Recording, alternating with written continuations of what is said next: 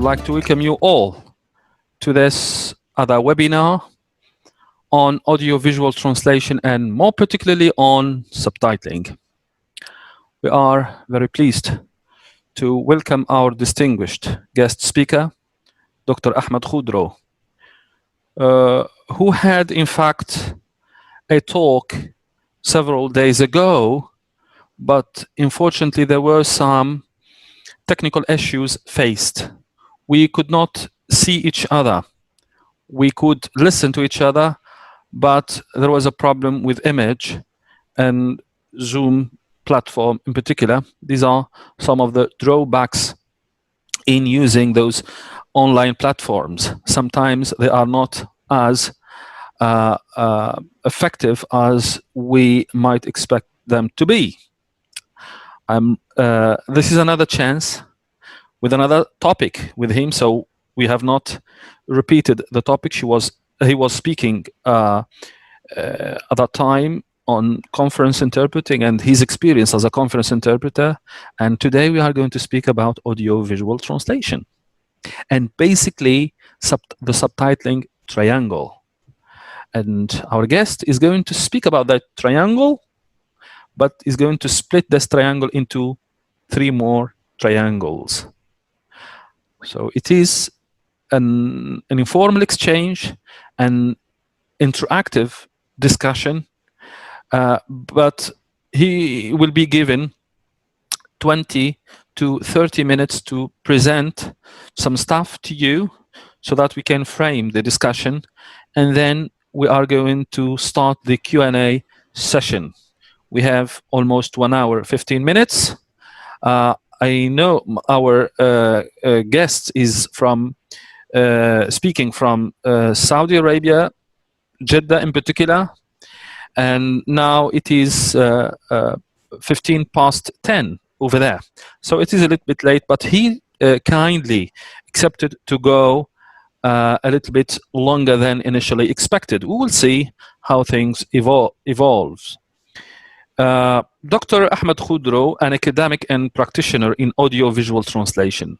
He is currently teaching translation and interpreting at both undergraduate and postgraduate levels at Effat University, KSA.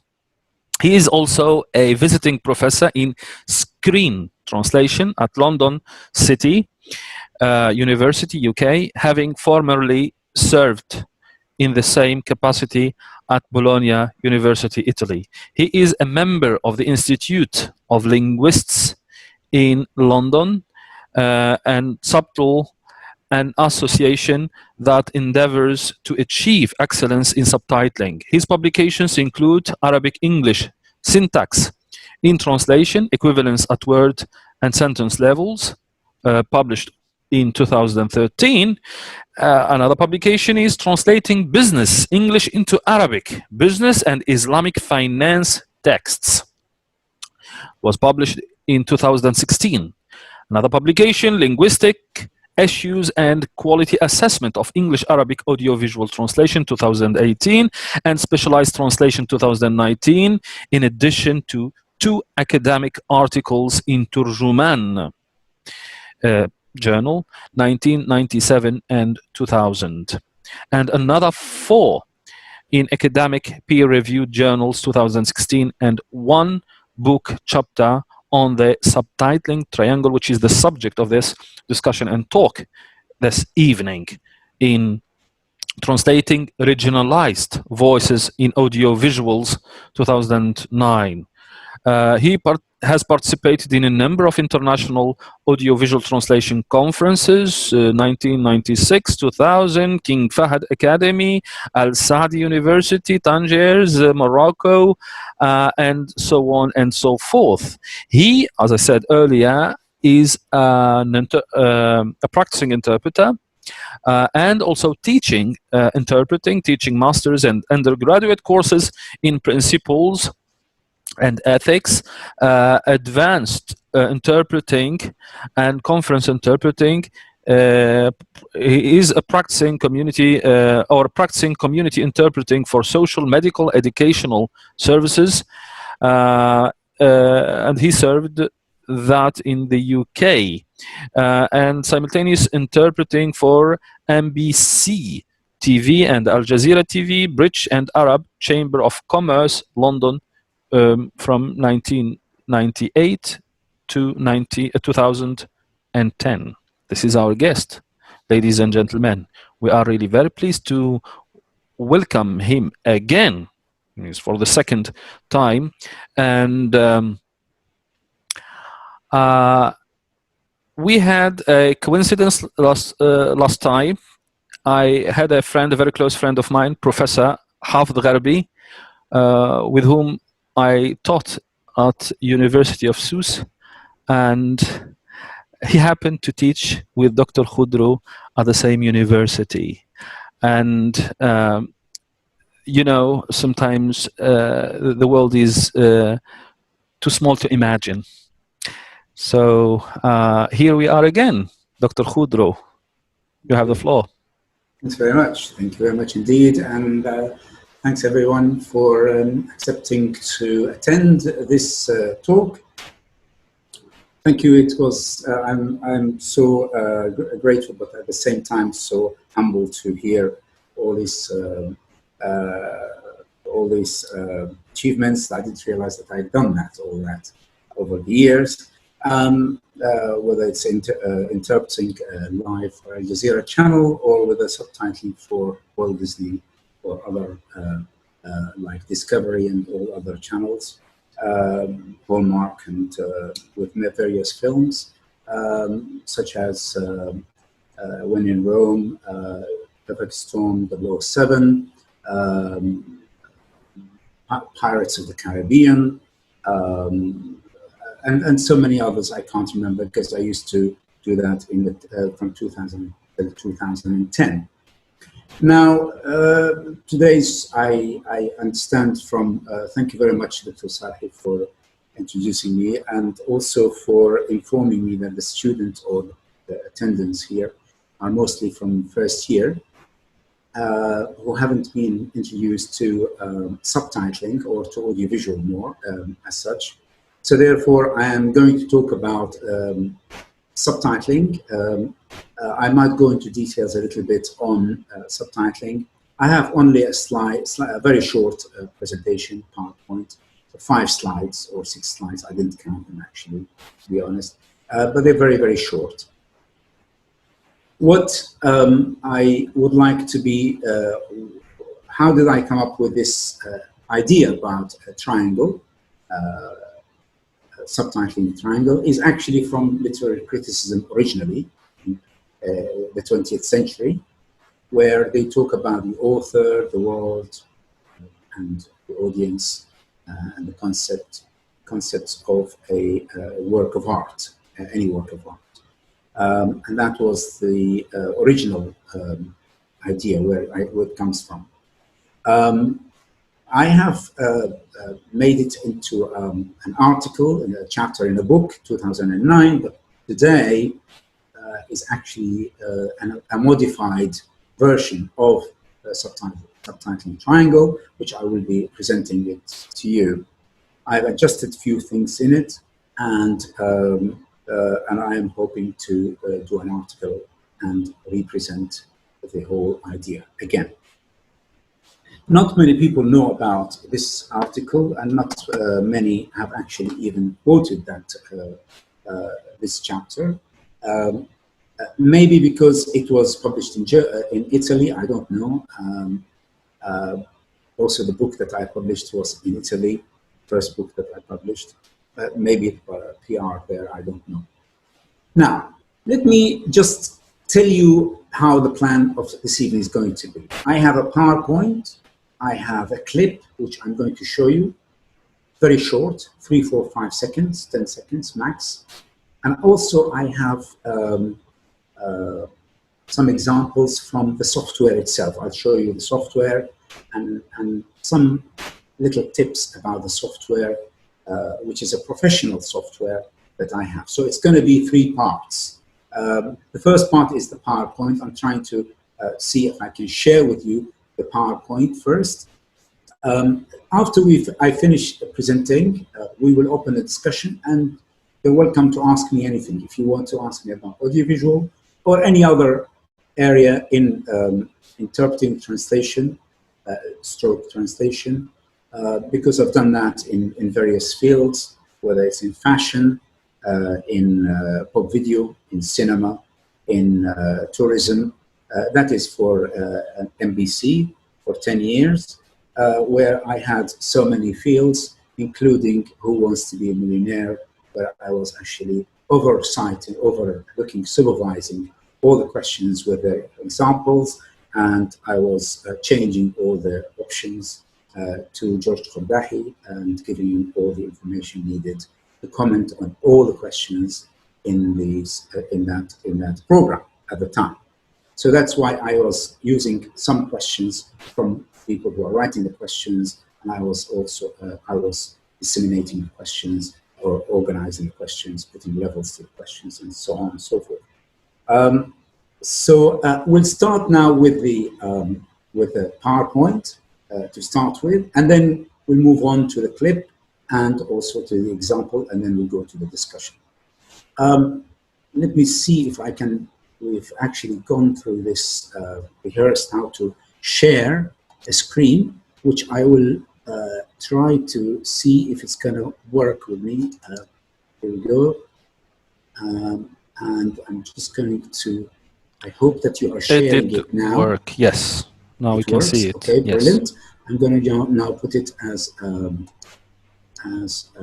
full screen, so you can see everything there.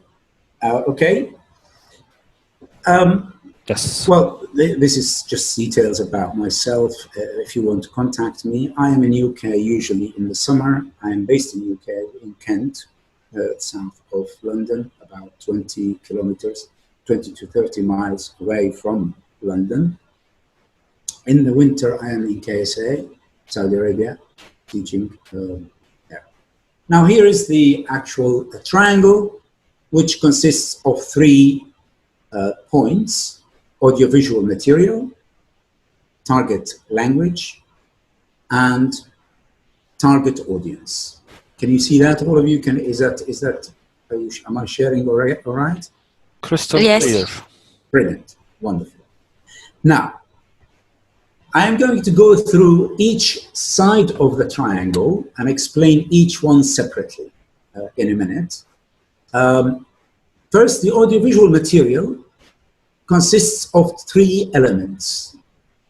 These 3 elements are either having a text in vision, I'll explain that in a minute, or they will have sound, Dr. voice. Khuddro, can you see apologies for the interruption. Could you, because there is a request, I know I can hear you clearly, but could you bring the mic closer to you if it is possible? Like this? Yeah. Can you hear me now? I can hear you quite well, but there is a command. Okay. Can you please raise the voice? It says admit somebody. Okay, admit. Yeah, I think it's okay now. Go ahead, please. Okay, brilliant. Okay, so as you can see from the triangle, there are 3 elements, which is audiovisual material, which is basically the video that you get. And the video is divided into 3 elements within that audiovisual material. And the 3 elements are text, sound or voice, and image.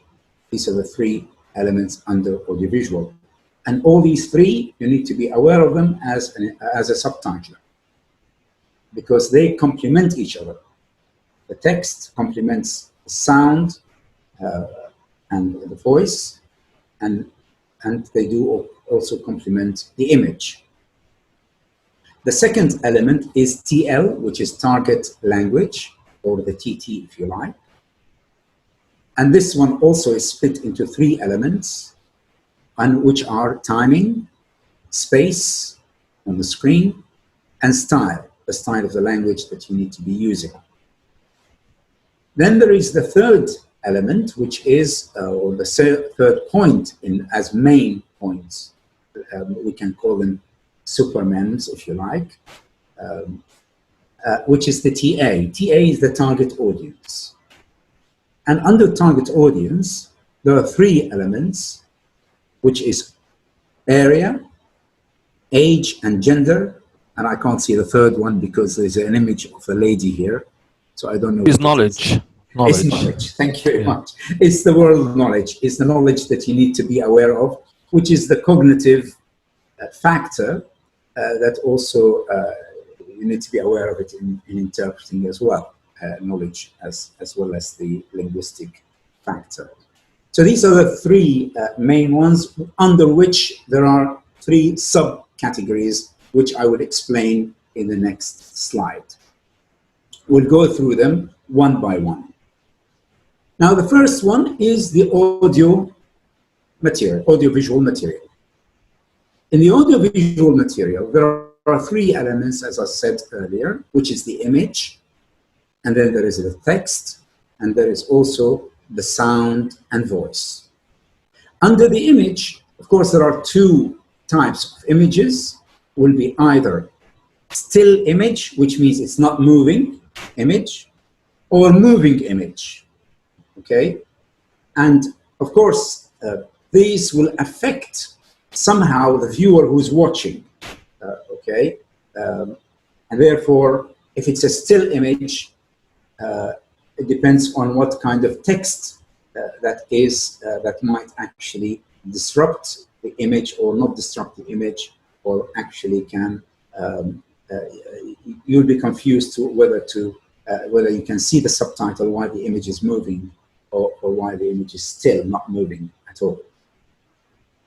And the image can be black and white, as in films that are black and white, and that requires certain technical elements in subtitling which you need to be aware of. For example, the color white, you cannot use subtitles that are white when you have the black and white film. You have to have yellow wraps. This is one of the ones that are used. Or you can have a drop shadow, what's called drop shadow, which means that the words will have blackness around them. Or it can be an image which is in color. And therefore also, if it's in color, depends on the actual subtitling, subtitling file. If it is for the deaf and hard of hearing, then you might have to change the colors of the subtitles according to different characters. Each character will have a different color. So the main character will have yellow or white, and then yellow, then blue, and so on. All of them light colors. So that's the image, which affects as a factor, one of the factors. Of course, in the image also can help in what's called diacritics, or pointing words like this and that and here and there and I and we and so on, because it will affect the you as well. If it's two people, dual or plural you, anta, anti, antuma, antunna, antum, which one? That is related also the image. The image can help the subtitler. And it's one of the elements which also Jorge Diacentis, a colleague of mine in subtitling, he does Spanish. He does mention the fact that subtitling requires not only the text, but also the image and the sound that actually complements the image. And many of the scholars are actually talking about that as well. So that's the image. We move on to the sound. And I can't see all these boxes under the sound, but there is sound and voice. And the difference between them, anybody knows the difference between sound and voice? Yeah, to you, dear participants, it's a question. Who would like to answer? Difference between sound and voice. Yes. Floor is yours. May I speak? Ayman, yes, go ahead. Yes. So when it comes to voice, it's when people speak. It's the dialogues, the interactions between the characters in the movie or in the film. And concerning the sound, the sounds are like humming, the music, something that breaks. These are like, they're not speech, but they convey a certain elements of information. Excellent. That's wonderful. That's wonderful. Yeah. Well done, Ayman. Now, sound is for non-human, basically, and voice is for humans. So that's the difference between them. There are some boxes under them which I can't see because of your images there. One of them is, I don't know what they are saying, but one of them is sound effects, SFX. Yes, and natural sound, sound natural effects. sound. Okay, Yeah. sound effects and natural sound. Yeah, example, And footsteps and glass breaking. Glass breaking, okay. Now, natural sound, anybody knows what natural sound is? Yes. In cinemas and natural sounds in cinema. In production. Duha? Anybody? So I'm guessing it's like a forest, the wind, rain, storm, things like this. Wonderful. Yes. Thank you. It is actually the twittering of the birds, the sound of the trees, a car passing by, anything that is, or even, well, it can be natural, or the graphics or sound effects, which are not real, but actually created by a computer as well. But you can also think of the aeroplane passing, a car passing. All of these are natural sounds when you are recording a video. They will be added to other sounds like music, background music. That's another track which you put in. I remember that when we were doing it was 7 June. What's her name? Arafah. Amal Arafah. We did 16 tracks on her TV program that we were producing. One of them is actually called natural sound, the sound of the wind, as you said, and that. Then there's, of course, the graphics, the sound effects, which are like a glass breaking and other effects that you will think of, like hitting something, like hitting the wall or whatever, glass breaking, whatever it is, that's to do with that. We need to be aware of these. Why do we need to know? We need to be aware of them, because when we are doing sound, when we're doing deaf and hard of hearing, we need to tell them that there is a sound there, there's some noise there, a baby crying, for example, or a door slamming, or the bell ringing, telephone was ringing, or door being slammed, and so on. Footsteps, if there are footsteps. So you need to do that in sound SDH, what's called SDH. SDH, subtitling for the deaf and hard of hearing. It's called SDH. Now we move on to, of course, in the voice as well, there are, of course, narration. And there's also another one which I can't actually see from here very well, the other box, or is it just two boxes from the under these images? Moving to the other side, which is the text. Now the text here can be either written on the screen, as in the case of a road sign, for example. You might have a road sign, or the name of a cinema, or the name of a shop, boutique, or a road sign. So these are text in vision. They appear in front of you. Charlie Chaplin, if you remember these silent movies, they used to have what's called intertext. In other words, text between the images, which is the dialogue itself. They used to do that. That is also called text in vision.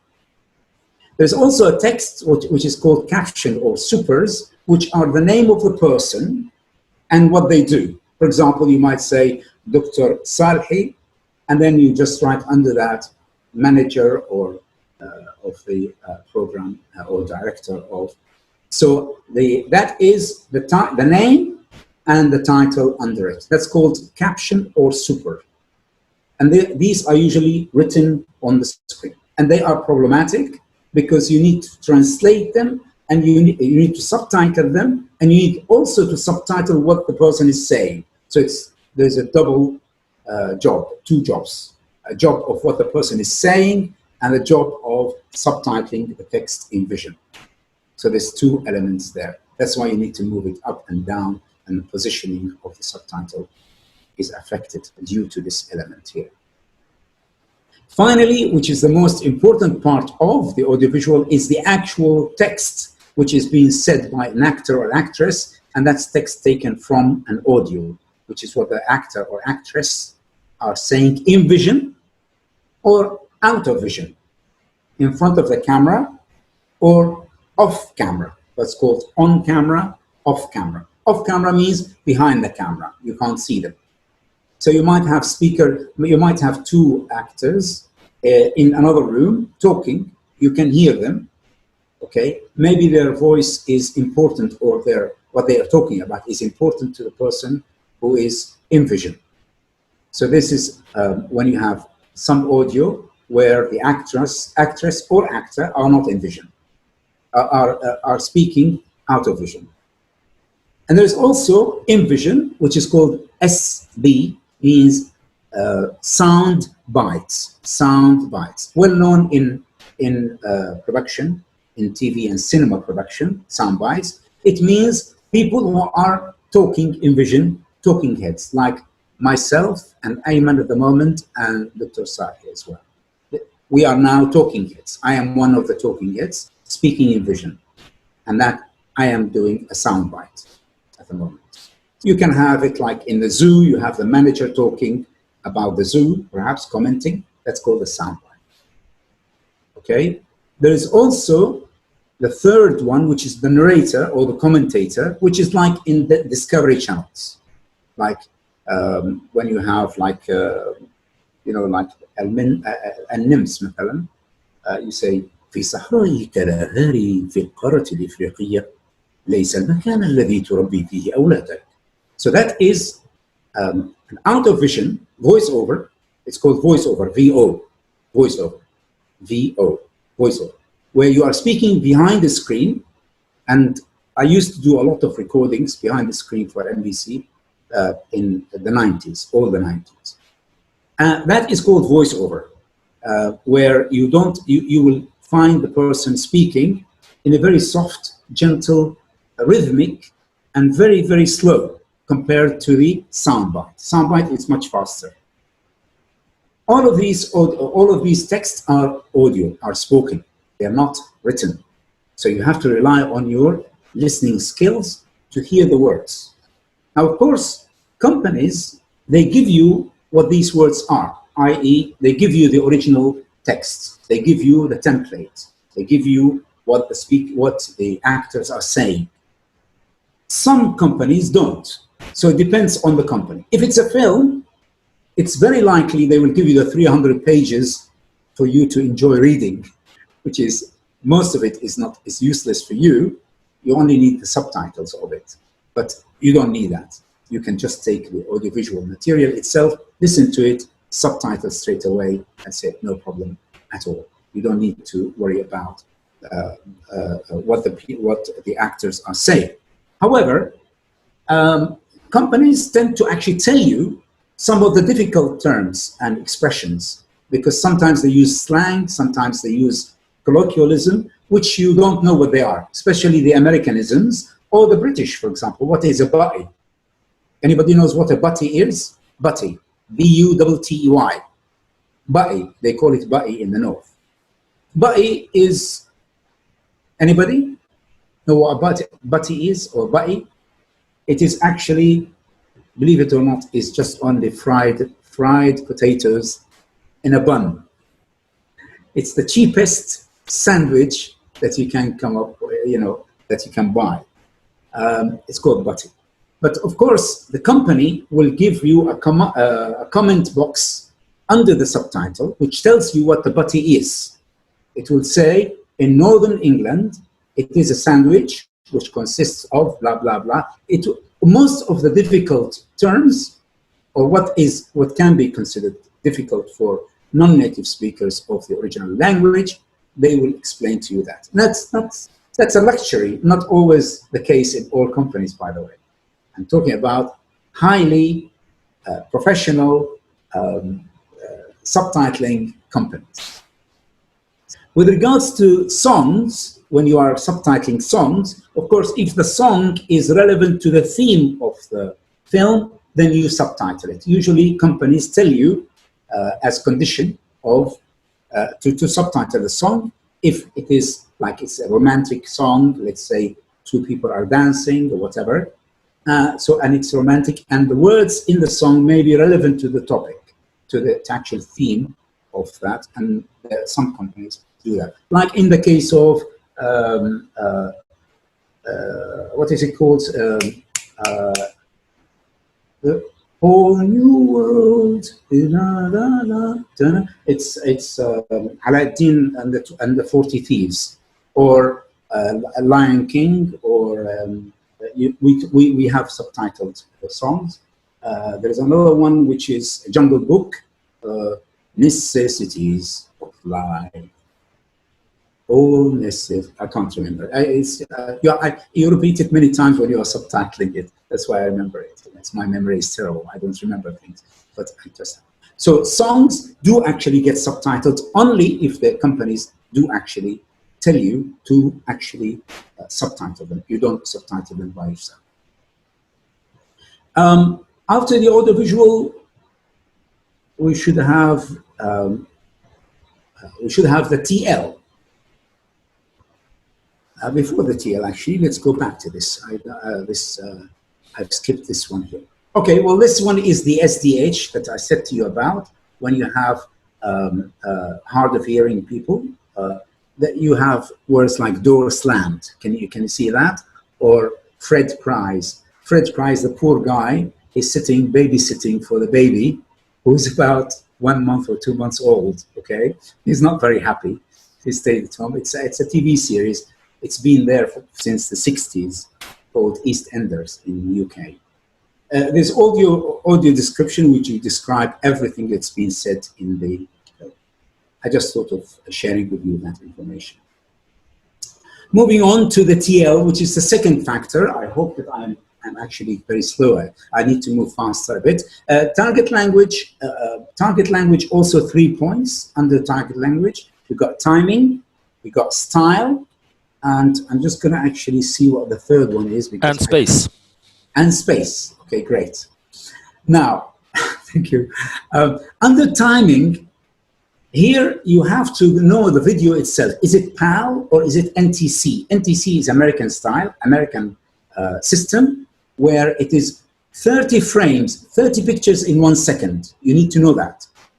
If it is a video that is American, 30 frames in that, 30 pictures in 1 second. Whereas the PAL is 24. And therefore, that is very important to know, because based on that, you will know how long each subtitle is going to stay for on the screen. And you need to calculate that. There's also the pace and the tempo. If it's an action movie, it's going to be much faster than if it is a Discovery Channel. Very slow, very, okay. Shot change. Shot change is, for example, when two people are speaking in the living room, for example, and then it has moved to the street. Okay, so the dialogue, even though you can hear the dialogue, but it has moved to the street. You can hear the audio, but the vision has changed.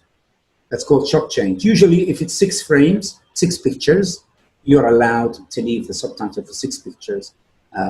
Before you remove the subtitle. Duration, what's the minimum? The minimum, I would say, this is my rule of thumb, if you like, or my measurement, which is 1 second, 2 frames per word. 2 words, 1 second, 4 frames. 3 words, 1 second, 6 frames. So you add 2 frames only. The 1 second is for the eye to capture the subtitle, to get the subtitle. And the 2 frames is for the words to read. Now that is really just to give you a guide, okay? It can vary. This is, and the maximum is 6 seconds. 6 seconds is like a lifetime in subtitling, 6 seconds. 7 seconds, this is extreme, too extreme. 6 seconds for discovery. But it will be 3 seconds, 3.5 seconds for action movie. You will not see a subtitle staying for more than 3 seconds, 3 to 4 seconds. You wouldn't have it for 6 seconds unless it's a Discovery Channel, narrator, which is what's called voiceover. Moving to the next one, which is style. You've got technical parts which you need to worry about: the font, the size of the font, the color, the conversions from metric to imperial, and the other way around. Like for example, if you say a boy or a baby fell 30 feet and survived, 30 feet and survived. Anybody knows how far is that down from a building? 30 feet. As Arab audience, they would not have the concept in their heads as to what it is. It's actually 10 meters or around 10 meters, which is quite high. So there's a concept of understanding how much. So, and also miles, okay, and feet as well. How many feet is this room, for example? So you need to convert it to the Arab audience into metrics, metric measurement, and for the European, especially the imperial measurements for UK in particular, they like miles, and also when you're talking about nautical miles, الملاحية, الأميال البحرية, which is a little bit different.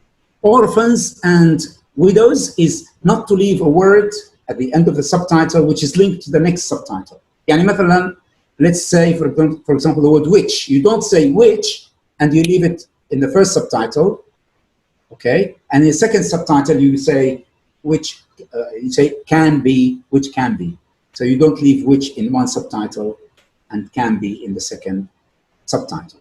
You have to make the subtitles, or each subtitle stand on its own as a meaningful unit. It's well known in interpreting.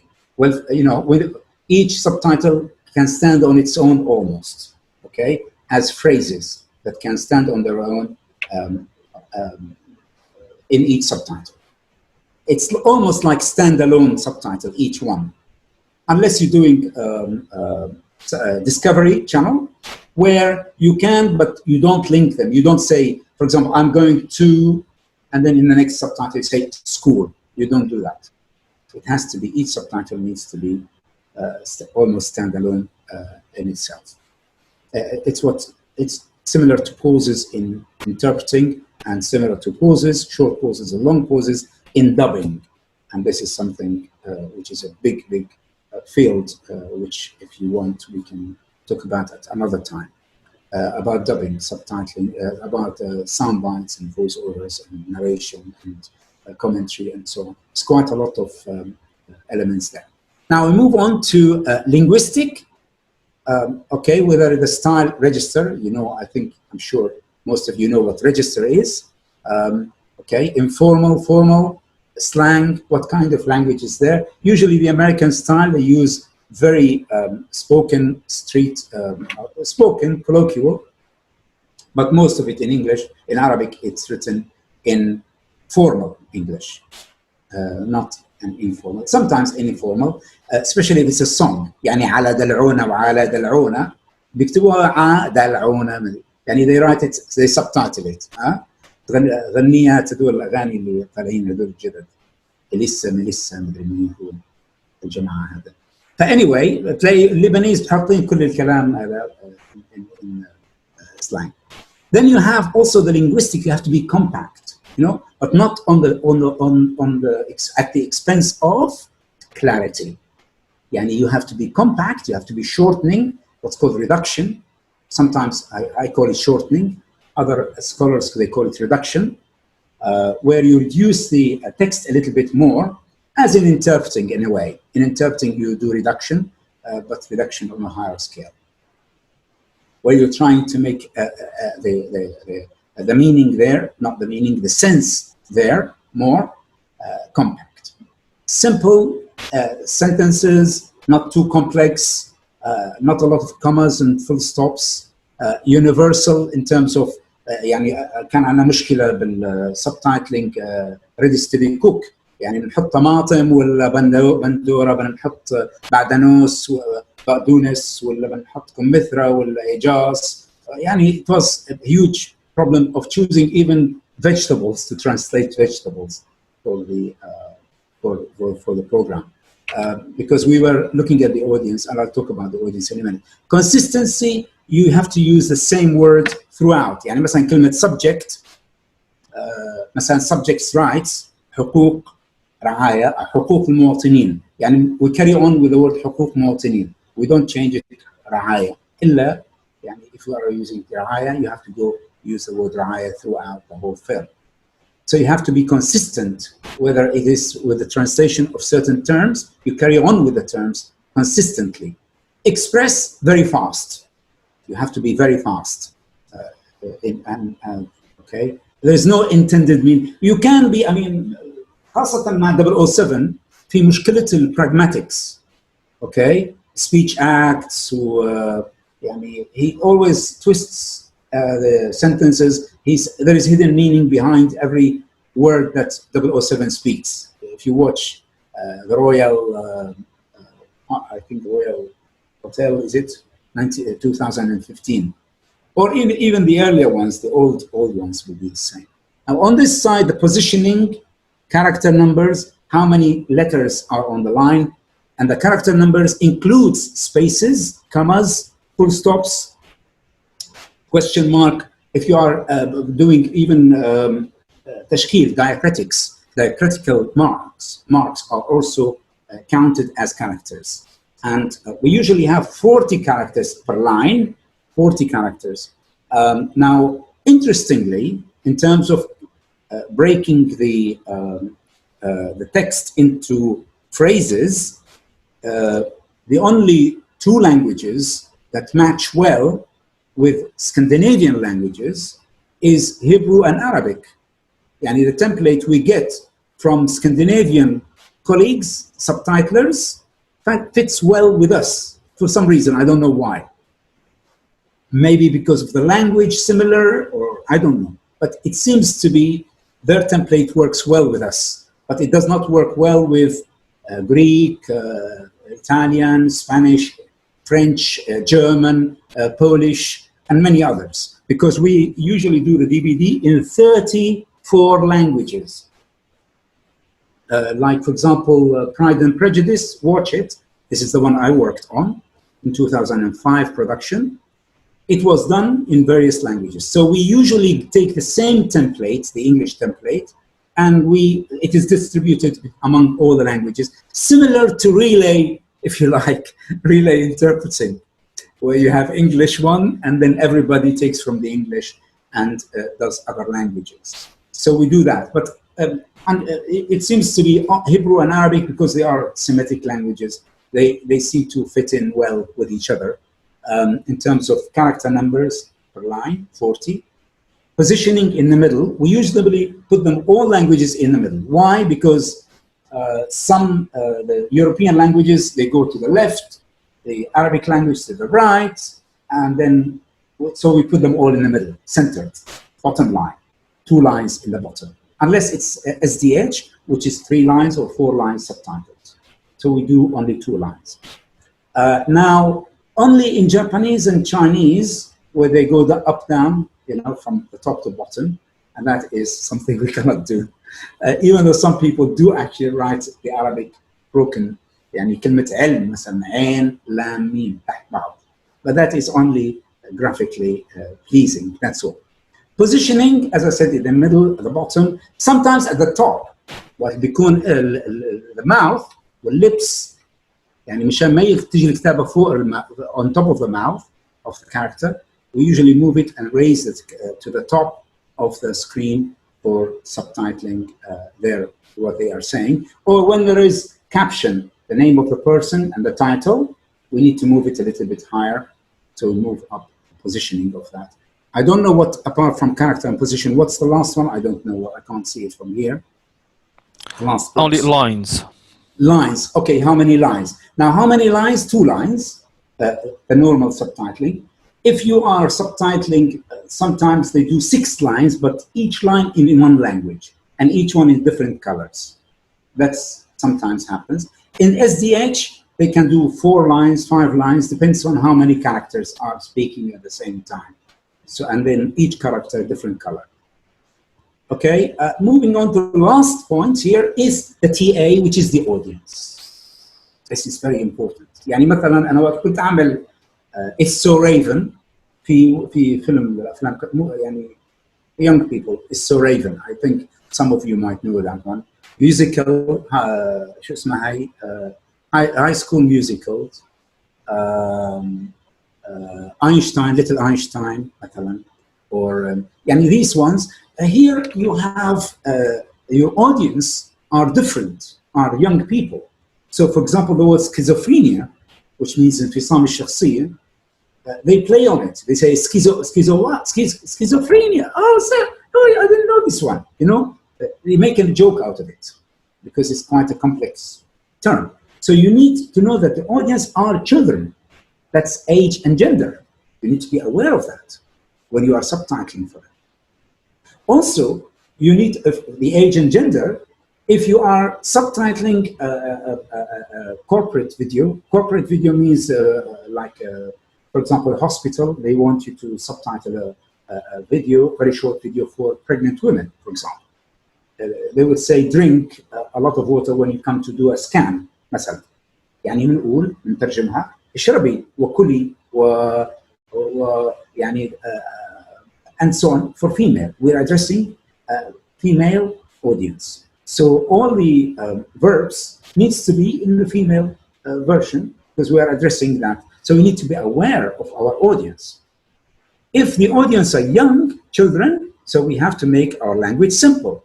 The speed will be shorter. Yani the tempo of the speed, the reading speed will be 120 to 140 words per minute. We do not put it as 180 or 200 words per minute for young people because they cannot read fast compared to adults. Adults read fast, so from 180 to 200, sometimes 220. It's crazy. I don't like them. Sorry, I'm sorry to say that. South Korean هذول البوب مدري شو هذول البوب groups اللي طالعين جدد هذول فيهم كتير very fast. They do speak very fast at times. I did some Suits is very fast. I did it once. Suits في لا بس يمكن شو اسمه هذا Grey's Anatomy is okay. يعني it's not fast. But I hate it because it's got some medical terminology which is very complicated. I had to search for it a lot. But anyway, so it depends on who am I addressing. Of course, in Grey's Anatomy, I'm addressing adults. So therefore, all my terminology in Arabic has to be as sophisticated and not as simple, because I'm not talking about addressing housewives the way I'm doing with Ready, Steady, Cook. In Ready, Steady, Cook, I have to choose different language for them. This is under age and gender. Under area, of course, it depends on who am I addressing. Am I addressing Arabs or Arabic-speaking readers? Okay, all over the world. Okay, if I need to know what kind. يعني مثلا مثل العربية والجزيرة, the language that is spoken by all the Arabs, which is understood by everybody all over the world, and that's what you need to choose. So you don't use language that is specific for certain area. يعني مثلا كلمة عافية أو عافي معناها نار، أو حجر معناها بطارية. أوكي، بالمغرب. حوت معناها سمك. يعني أكلت حوت اليوم الصبح. كل وقت كنت أنا أروح على الترجمان وقت كنا حضرنا المؤتمر. Every morning they say, what did you eat? I said to them, I ate حوت. حوت يعني معناتها شي شغلة كبيرة في سوريا أو في لبنان. يعني معناتها huge, massive. وأنا ماني أصلاً جاي على مؤتمر وأكل حوت. يعني معناتها I can't move even. But it seems to be that حوت is very small. So you see, that is the local language there. مثلاً برشا maybe, or يعني you are using local language for the country, the community that you're addressing. If you're doing a video for a community like in UK who are Yemenis or whatever, you need to gear it to or direct it towards that in choice of language. So the target audience is my worry here. Regional إذا كان من Middle East ومن الجلف مثلا رجال في بعض الناس بيقولوا ريال يعني رجال لكن ببعض اللهجات. It depends on if it's Gulf. In North Africa كمان في in Europe in US. Of course, I know Gambia, he's a well-known scholar in audiovisual. He hates Anglicism all the time. He is always commenting on Anglicism in his in the Scandinavian languages, that it's been imported in as a loan word, being subtitling loan words from English, from American, and he hates that. So, I mean, that is another kind of choice of, if you're doing it into English, you have to worry about the American spelling, English spelling, and also a choice of words, flat ولا apartment, you have sidewalk or pavement, purse, and what is wallet and purse. في شغلات كثيرة مختلفة بين اللغات بين الأمريكان والبريتش and so on.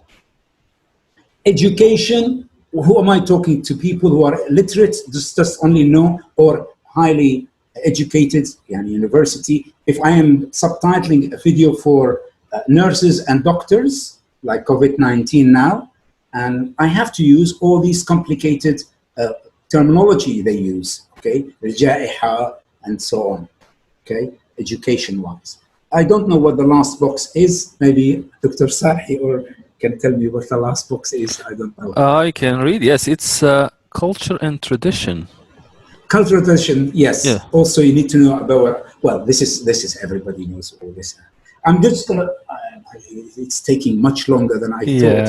I am gonna go. I mean, now I have to show you something. I'm just different, like a film or something to entertain you a little bit. Can you? I'm just gonna stop there. I'm just gonna go and share again. Now I'm going to share with you this clip, very short clip. This subtitling software, it's called Wingcaps, okay? It's a well-known one. Sys Media does that, many others. I like it only for Walt Disney. It's really beautiful because it has got an area which you can open, as you can see here. It's only for the text, where I can see the text and I can move up and down the text as I please. And there are lots of important information there. There are lots of writing there. You can see here in red, 247, which means word per minute. So that's quite high. That's why it's telling me it's too many words in that line. In another line, this is 16 characters in this line, the first line. In the second line, 27 characters. Can you see the numbers? I know it's quite small, but I hope that you can see. Yes, we can. Yes, we can. Okay, and you can see here, here you have 1 second, 21 frames, which is the duration of this first subtitle, the duration of it, which is what I have actually put in as such. The second one, the duration is in the middle, which is 1 second. And the third one is 3 seconds, 19 frames. And this video is a PAL video, which means it's 24 frames in 1 second. So you see it goes up to 24 and then changes. Can you see these numbers going up and down? Yeah. And it goes down, and now it's going within the limit. When it's changing, it goes above limit, and that's what it's happening there. This is 3 seconds, 1 frame, and this is the last one, is 1 second, 5 frames. Well, this is, and then you can check it and you can put it in 2 lines. This software tells you the number of characters. Now let's have a look at the video itself. This is the video. I'll show you what I have done in this video, very short, due to time actually. So here, I'm just gonna make you hear what she's saying. Here we go.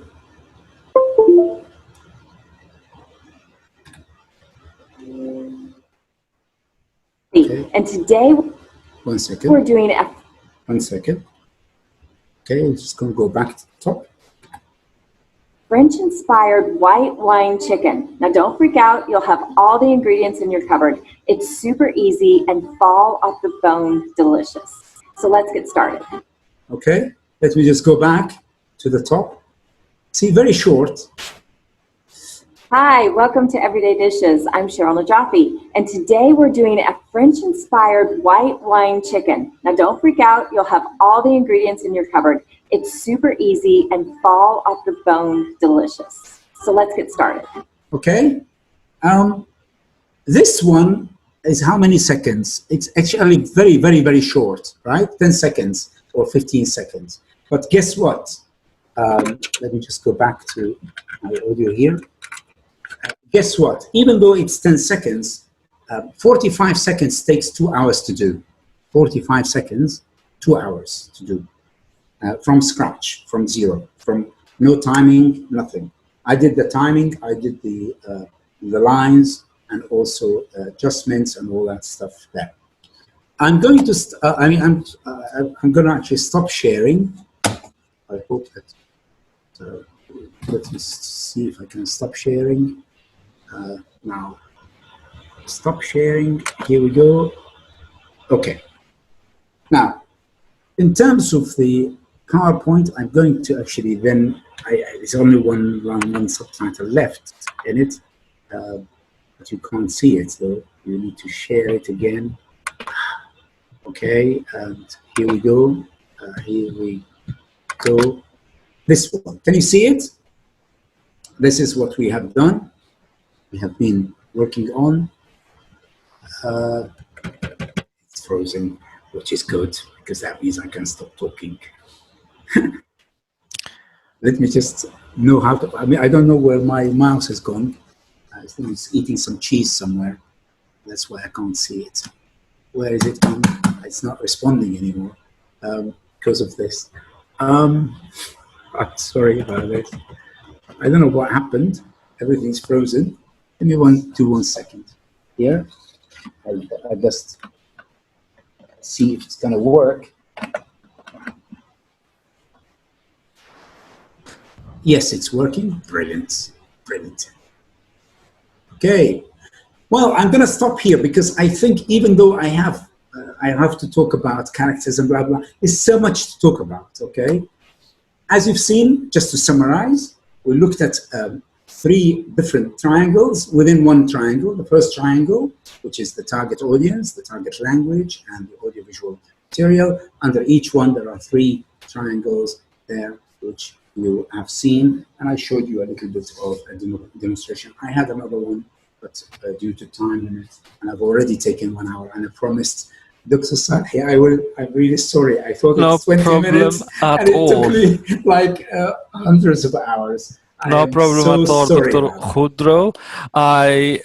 It is really very pleasing to listen to you, and I can see in your comments that some people commented that your voice and not sound is very familiar to them. So yes, this is one of the comments. Doctor, listen to this. Yeah. نشرة المال والأعمال برعاية البنك السعودي الأمريكي. This is your voice then. And then there is another one. النشرة الجوية بالتعاون مع مجموعة أجواء للصناعة الغذائية وزاهي الزيت النباتي المطور لجميع أغراض القلب وروزانا الأرز الأمريكي الذهبي ذو الحبة الطويلة ونفيس زيت الذرة الطبيعي. Perfect. So this is another evidence that your that is for dubbing. Voice for dubbing, yes. Perhaps another dubbing. Presentation on dubbing. Sure, sure. Excellent. Welcome. So thank you very much for this insightful, this a little bit technical presentation, despite the fact that it is still sharing some basic knowledge about subtitling. I know this is the tip of the iceberg, and there is still much to say, to investigate about audiovisual translation and subtitling in particular, and the complexities are enormous. The complexities are not only technical related to the relationship between the user and the subtitler and the machine or the software, but also, as you mentioned and highlighted, some issues are cultural, of a cultural nature, how to translate a particular jargon, how to translate a particular culture-specific term or word, in addition to some other issues related to compacting your language to express many things with little number of characters. In addition to other things related to form, because the form all of a sudden appears to have a weight in meaning, like the font, the size, the character, the color. We are sharing some messages through those let's say elements of related to form rather than to content. In addition to so you described this in a triangle, and you made the triangle to split into 3 other triangles. I would like to congratulate you on that, commend you for the structure that you have made to describe that knowledge and to make people understand them better, despite that they are technical and perhaps too many details and too much information on that. So I have met with someone who is from the United States coming to Tunisia. We went to an assignment in the south, and I found that the gentleman is really genius. Everything he has a say about it, and he talks about any subject you raise. He really is present there to discuss it with you with ample knowledge, not just shallow or superficial knowledge. That's what we made. That's what we did with George Kordahi. We made him look as if he knows everything in geography, in films, in sports, and he appeared to know. I mean, he only knows about politics and nothing else. He's zero in everything else. But he appeared to be a genius in even religious matters. Yes, as well. Yes, go. True. Yeah. So it's and he told me that he worked as a banker, he worked as an engineer, and he had also another background in literature. So he says, my mind works, I split it into 3. So the 3 is a sacred number in Christianity, but also in the mind. So, and in French, they say jamais 2 sans 3. Never 2 without 3, a third. So he has. He told me that he has the mind of an engineer. I structure things like an architect. So you built a very good structure, and then the mind of a banker. So I need to have good estimates about things, the cost, and also humanity, the creative side of things, how the design, the preferences, and so on. So we really, I think in subtitling, you have to take care of all of these. You have to have a structure, not to repeat things. Strategy. You have to have a banker. What does this cost, even in terms of space? So space is a very rare resource, and you have to manage it fully and make even more in dubbing. Even you have to be more compact. Of course, even in interpreting, sometimes it's you have to do good chunking and segmentation of the message. I agree, and also the design and the artistic side and the creative side, because we are human beings that would like to see a very beautiful image, like the graphics that go from like alam or ilm, etc. So all of these we have to take them into account because we are interpreters, subtitlers, translators, and human beings. So I open it up to you, ladies and gentlemen, to ask your questions, and I can see some hands shown already. Yes. I will take first Taqwa, Jandoubi, then Muhammad. How about Dr. Khuddro, if we take 4 or 5? I'm worried about time. let us take rounds of 4 or 5 questions. It's up to you. It's up to you. I am free for. Thank you very much. Taqwa Jandubi, and then Muhammad Salah Isa, then Ayman Tarhouni, then Yusra Gharbi, then Wisal Khalifi, then Dahad Matmati. We take this as a first round. Please, Taqwa, Okay. go ahead. Go ahead. Greetings, sir. Thank you for the very. The question is, when I started to subtitle a news video from Arabic to English, I've been confronted with very long sentences, and the app didn't allow for many characters in one subtitle shot. So Yes. that was the problem for me. And then I had the problem of structure. Since every language has its specificities, Yes. I didn't manage to had this speaker was talking, and I had another different subtitles. I give you a practical example here. Yeah, I'll tell you. Thank you. I thank you very much for this. Khuddro, Yes. is it possible to take them at once, all the Sure. questions? Take them all at once. No problem. Yeah. Thank you. Go ahead. Muhammad Salah Isa? I still have 2 other questions, apparently. Yeah. Yeah, go ahead. Go ahead, please. Sorry. Okay, my second question is about the punctuation. Do we punctuate the way we do in translated material? And the third question is actually is about صاحب الجلالة عهد البلاد المفضل. So صاحب الجلالة could be translated to His Majesty. How about عهد البلاد المفضل? Is it enough to say the beloved, or do we have to say something else? صاحب الجلالة, and I didn't get the other one. What was the other one? العاهل المغربي. العاهل المغربي. عاهل البلاد المفضل. عاهل البلاد المفضل. Yes. Thank you very much. Okay. Thank you. Muhammad Salah. Greetings, Professor, and thank you for the amazing lecture. Thank you very much. My questions are as follows. Should we describe the song being played, like saying it's a battle song, it's a gloomy song being played, or should we simply put the song title, or should we actually put the lyrics of the song if it's relevant to the plot of the movie? And also, is there should we subtitle? Are you asking whether we subtitle the song?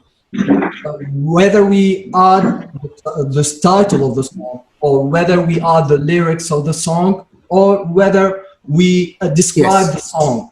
Like Yes. That song and so on. So my next question is there a difference when it comes to a song being played on the background and the song being sung by the actor? Yes. Okay. My next question is related to Netflix. And I've been watching a series called Sabrina, and I stumbled upon this sentence. The apple never falls far from the tree. And the translator used this sentence. لا تقع التفاحة أبدا بعيدة عن الشجرة. Do you think the translator should have translated it into something more familiar to the target language culture? Yes. For instance, let's say ذاك الشبل من ذاك الأسد. Yes. And by this question, I mean, do you recommend us to have Netflix series as a reference for self-practice, learning, and correction? Thank you. I Thank you very still go to last So question. I think three questions are enough for you. So jamais 2 sur 3. Let's stop at the 3. Let's move on to Ayman. Okay. This is 3 questions here. If there is time, I will sure. Sure. Yeah. Thank you, Ayman. Go ahead. Thank you for the lecture. It was really important, all of what you said. So I've got a few questions of my own. Sure. So, you mentioned that there are 2 types of speeches, on and off camera. So in what way does that affect the subtitles, on or off camera speech? The second question is that you mentioned another rule of yours, I think it is, a 2 frames per second rule. Is that it? Above 1 second. Okay, so is that a rule that you came up with, or someone else did? If so, who is it? Yes. Okay. Good. Yeah, Ayman, go ahead. You have a 3rd chance. Yes.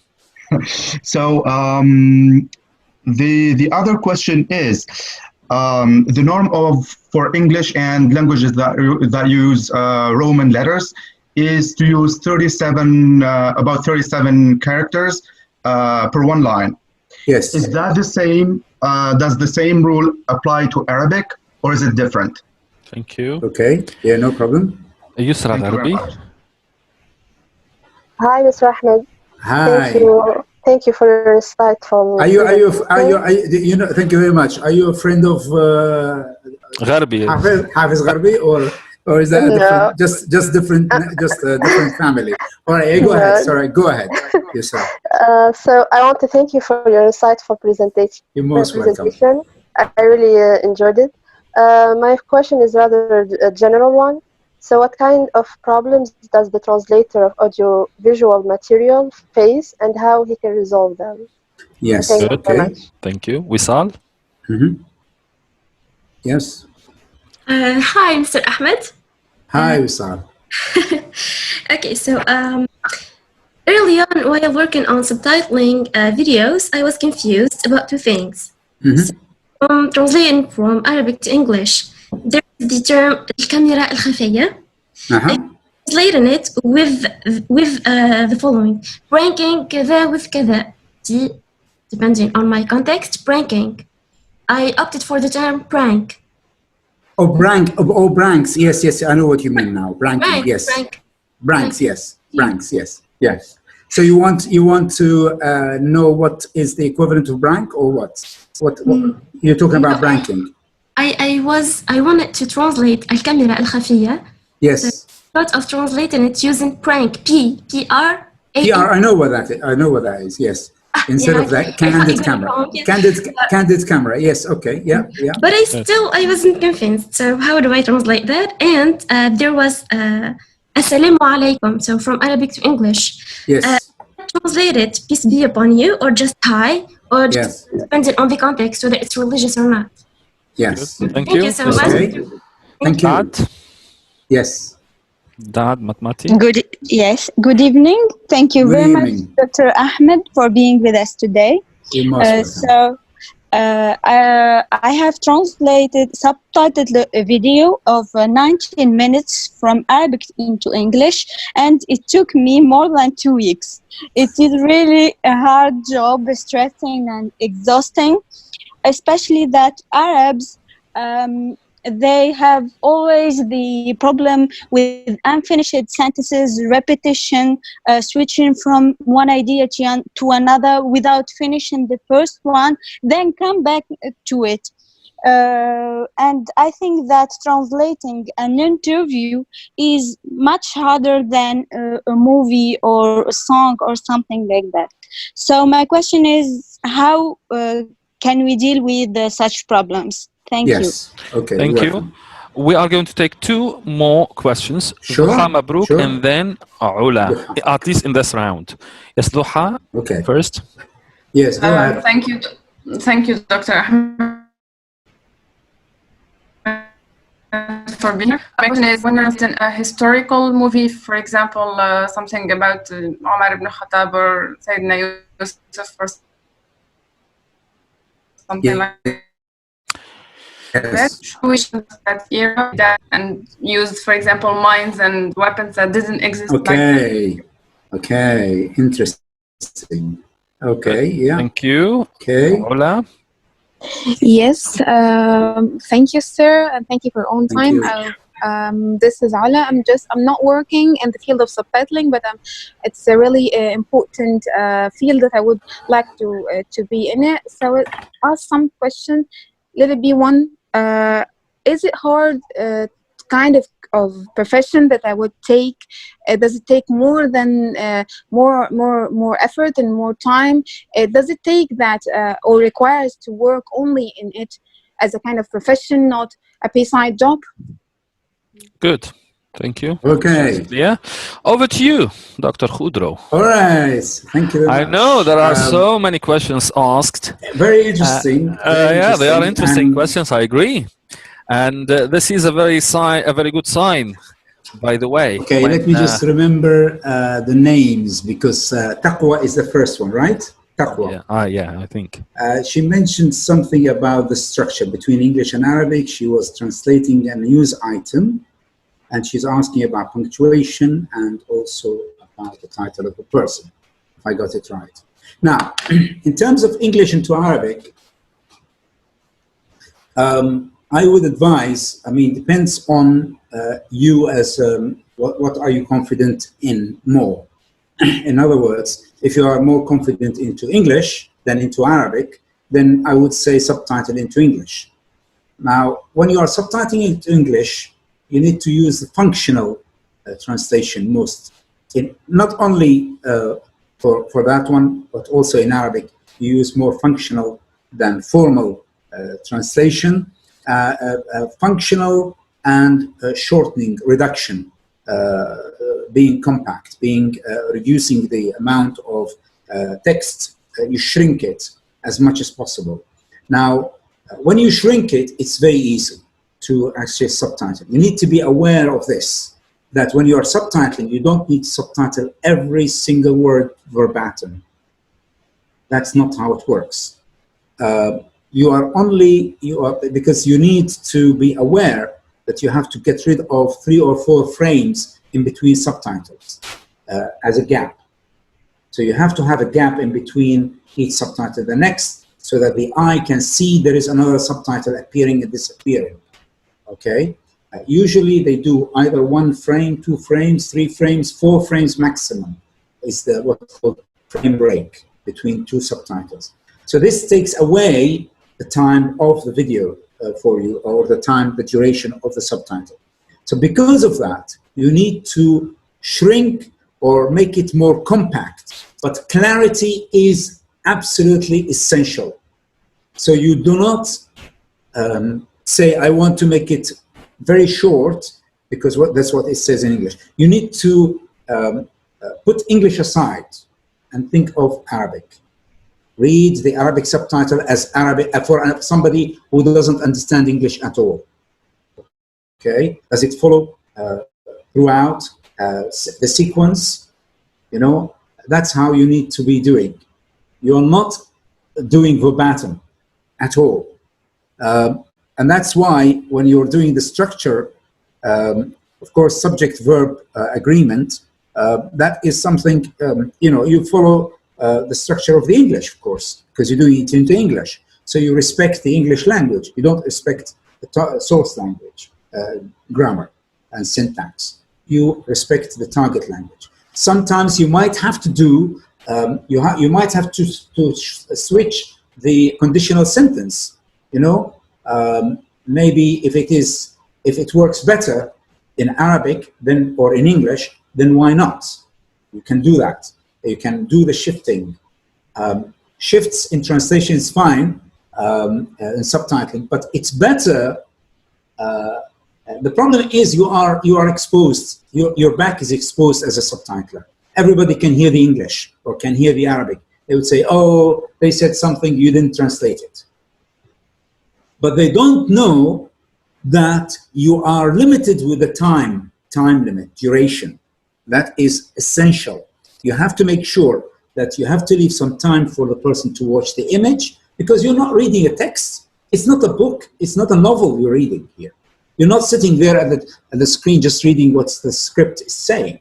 No, you have to leave some time for the eye, for the viewer, to enjoy the film, to enjoy so that's why in Discovery, I usually trail the subtitle. I leave the subtitle longer, a little bit at the end, not at the beginning. At the beginning, I go sharply on the very first sound of the word. As soon as it's said, as soon as he says "I," before he says there, I start the subtitle. But when I finish, I can trail it a little bit. I can extend it slightly there at the end in Discovery channels, because here you're using it in a very rhythmic, like the waves, the gentle waves of the sea when there is a breeze, nice breeze, not when it's very high seas. No, you're doing that in Discovery. So that's so that you are free with the structure in English. You are worried about what the English are saying. you need to put the message across to the English people about what the news item is saying. Don't worry about the Arabic. Don't to be, as John Donne has said, fettered. You know, your feet are, you're not walking on a tightrope with your feet fettered when you are translating. No, you have to be a little bit relaxed. You have to move, as it were. You have a track of a train, and within that track, you can move, you can dance, you can do it as long as you are giving the same message.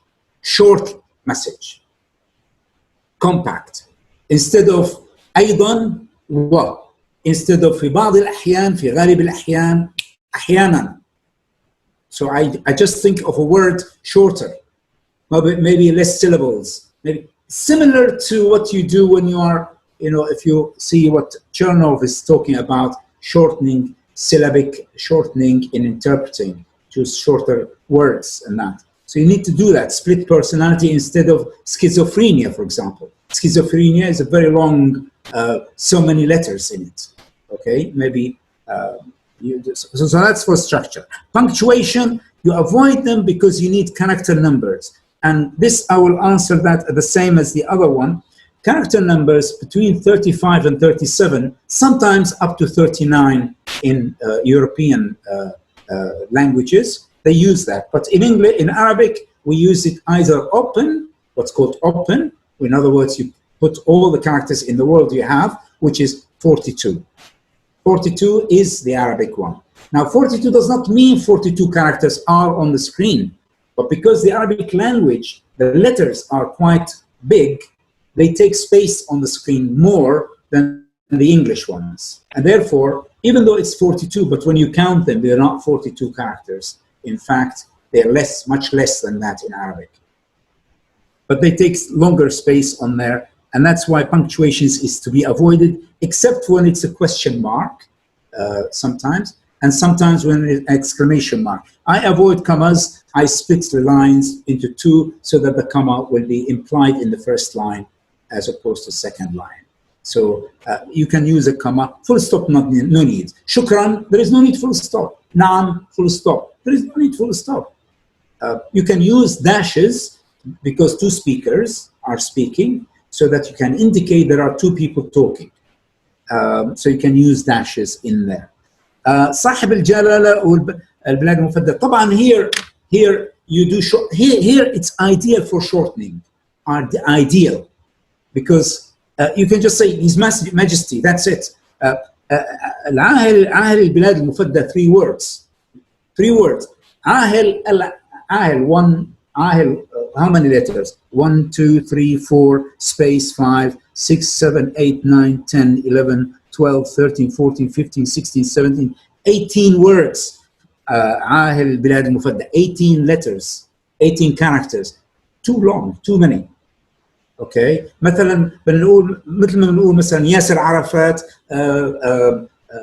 رئيس منظمة التحرير الفلسطينية. We don't need to say رئيس منظمة التحرير الفلسطينية in Arabic. We don't need to say that. We can just only say Arafat without even Yasser. Even though in English, in Arabic he's saying Yasser Arafat, we can say Arafat. Okay? And then we say Arafat قام ب, or instead of Arafat we say رئيس التحرير, رئيس المنظمة, Arafat, رئيس المنظمة if you want, just in order to shorten a bit more. So you try to this is ideal for shortening. صاحب الجلالة, of course, in Arabic, if you are translating to Arabic, here it's the target audience. Who is my target audience? Is it صاحب الجلالة my target audience? أنا بتذكر مرة I was actually presenting a news. I was in المستقلة for 5-6 weeks. فأنا عملت cut and paste, جبت من النيوز في وايرز واي كت اند بيست ومكتوب سمو الامير سمو الامير الملكي مدري شو هي.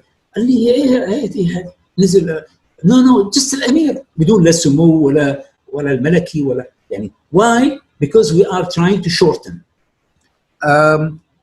Muhammad. Sorry, before you move on to the next question, here I would like to ask you about acronyms and abbreviations, especially acronyms that are very well known in one culture, especially English. Yes. And it is really hard, even in interpreting, sometimes it's challenging because you have a space challenge. How would you do it in subtitling? And your viewer is not knowledgeable of. So how now to do the shortening or the compact version of that? Yeah, that's easy. What you need to do, of course, let's say it's called SC, the SC, مجلس الأمن. Okay, مجلس الأمن التابع للأمم المتحدة. يعني مثلا maybe they said UN SC مثلا. يعني or even SC without even UN. You can when you start the first time you use مجلس الأمن, and then later on you just say مجلس المجلس المجلس المجلس throughout. And keep to the word majlis throughout, and whoever is reading the subtitles knows that you are speaking about al-majlis. That's the only one. This is one case. But الوكالة الدولية للطاقة الذرية مثلا. Yes. Okay. IAEA الوكالة الدولية للطاقة الذرية. Then you just say الوكالة. But if it occurs only once, and the organization is not well known, like the Atomic Energy Agency, like Effat, for example, International Fund for Agricultural Development. Yes. So people barely, and it occurs only once, and you have really a problem of space at that time. Yes. Well, in this case, you just only say منظمة الزراعة الدولية. يعني you have to make it shorter. Especially if he is talking about UN anyway. فمنظمة الزراعة مثلا, you have to adopt one term, the shortest, and then you go for it throughout. Okay, but you have to calculate the number of characters. True, this is absolutely essential. Syllables, the shortening at the level of syllables, even not even at the level of an acronym, a long acronym.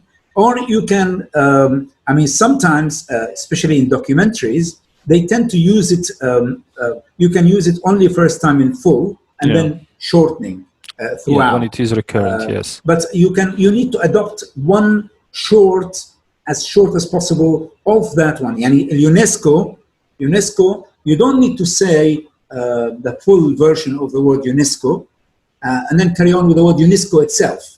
I know you are using here loan word or an Arabization, as some people call it, or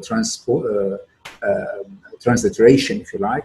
But everybody is. But you need to be aware you're not actually subtitling for those who are bilinguals. Okay, you're not. You're the target audience. Again, I'm going back to the target audience. You are educating them. Depends on the purpose of the actual speech. Is it to inform or to persuade? In most cases, it's to persuade, unless you're talking about Discovery Channel, where it is just to entertain and inform and not to persuade, unless there's a persuade element there. We're talking about translation in general. All of these, I didn't speak about the purpose of the translation or the purpose of the video. Is it to inform? For example, there are videos that are for those who don't speak English, for example, when they arrive in airports in UK. So they have videos for them. We need to know who we are targeting. We're targeting people who are not familiar what UK is about, and we're telling them a message. We have to give them that message. And it is very important for them to understand the message. And I'm talking about sense, not meaning of word, but sense. Sense to mean the linguistic part plus the knowledge, which is fundamental, cognitive factor in there, and sometimes pragmatic. You might have to do. You might have to give a translation shift if need be. If need be, do a translation shift. You don't have to put a nominal phrase. You can do a prepositional phrase if it's shorter. If it is a long verbal sentence, you make it a nominal sentence, if need be. Yeah, I mean, the shift here is only to make it shorter, for the purpose of shortening. That's but Dr. Khuddro, don't you agree with me? And here also, I can see another comment made by Professor Al-Farhati. Al-Farhati saying that we have to be very cautious about shortening or condensing names, because sometimes this may create some political issues or some understanding challenges. Let me give you an example. If you are translating for the United Nations, official names of countries are of paramount importance. Of course. So instead of saying Iran, you have to mention the full official name, the Islamic Republic of Iran. Yes. So here you have to strike a balance between the shortening strategy, and also, because this is part of meaning, the full name is also sending a signal that we recognize it as an Islamic Republic of Iran. Let me say something here. Or political issues like Yasser Arafat, for example, and you say shortly Arafat, perhaps there will be some meaning loss. Meaning loss, of course. But you see, the idea here is when you are doing subtitling, is either you cram as novice subtitlers or new subtitlers do, they cram the whole screen with a lot of text, which is when you run the text, when you run the video, nobody will read the text. Nobody can read the text. In other words, it's just running like very fast, and nobody can actually understand what's going on. Now, I'm going to go back to Farhati because you're talking about legal translation, and I'm actually teaching at the moment in this summer legal translation and international legal law. Now, in one of my articles about